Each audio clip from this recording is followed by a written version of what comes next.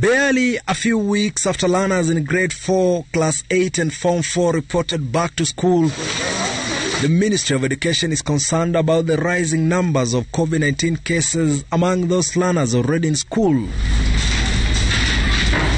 But the Education Ministry believes parents and adults are to blame.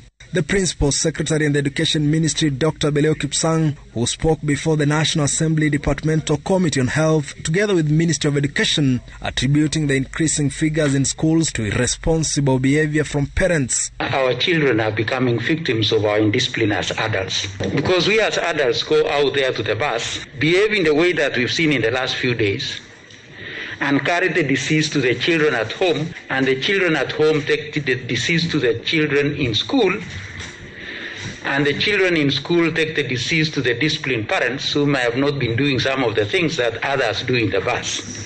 The biggest indiscipline that we have seen among the adults has been the question of political gatherings.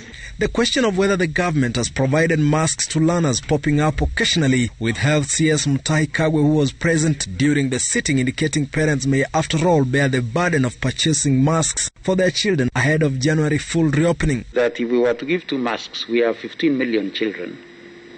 We shall need almost 30 million masks. And on average, we shall require around 1 billion shillings in every 3 months. So I think we have to look at it in the totality. We are in a situation where there are declining revenues, there are competing needs.